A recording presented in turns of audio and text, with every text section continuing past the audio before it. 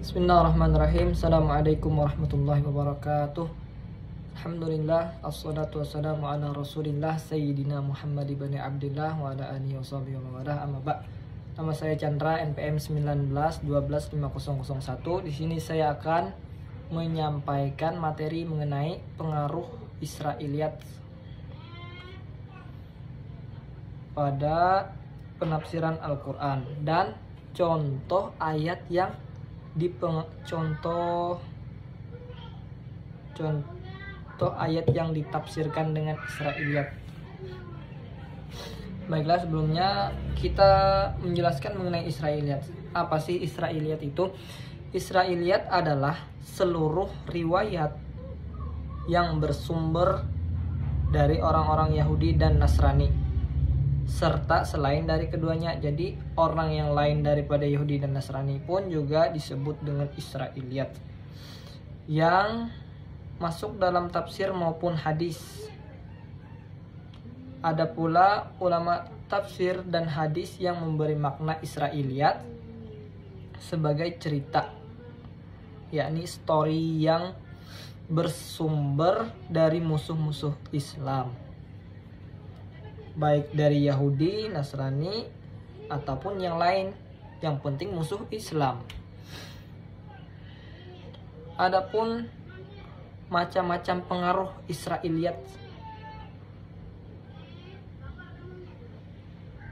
yang ingin dilakukannya yang menimbulkan dampak negatif pada Islam ialah diantaranya, Israiliyat akan merusak akidah kaum muslimin. Kenapa ia ingin merusak akidah kaum muslimin? Karena ia mengandung unsur penyerupaan pada Allah, peniadaan ismah para nabi dan rasul dari dosa, karena mengundang tuduhan perbuatan buruk yang tidak pantas bagi orang adil, apalagi nabi. Kemudian yang selanjutnya, yakni merusak citra agama Islam, yakni merusak nama baik agama Islam. Kenapa? Karena istilah Israiliyat mengandung gambaran seolah-olah Islam adalah agama yang penuh dengan khurafat. Khurafat ini ialah yang penuh dengan dusta. Kemudian setelahnya ialah Israiliyat akan menghilangkan kepercayaan kita terhadap para ulama salaf, baik dari kalangan sahabat maupun tabi'in.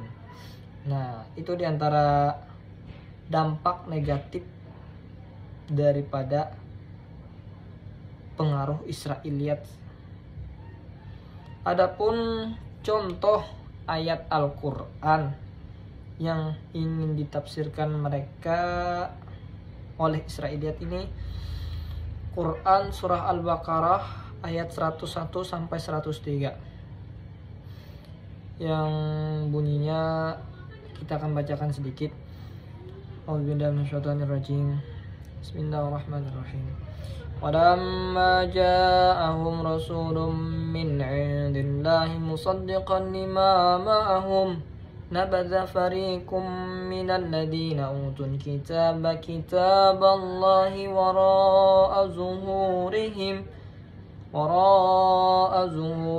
ka'annahum la ya'lamun. Ila akhiril ayah. Nah, jadi ini ayat Al-Quran yang ingin atau yang dipengaruhi oleh Israiliyat. Adapun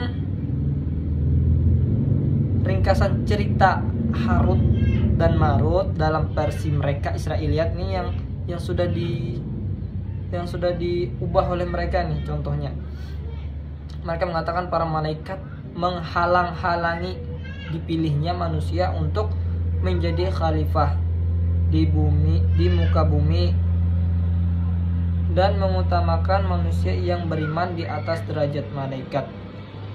Allah menerangkan kepada mereka bahwa manusia yang beriman lebih utama karena pada dirinya ada syahwat dan kecenderungan untuk berbuat maksiat, tapi dia bersungguh-sungguh mengendalikan hawa nafsunya dan menahannya hingga dia dapat beristiqamah dalam ketaatan kepada Allah sampai akhir. Nah, jadi itu diantar contohnya, contoh ayat yang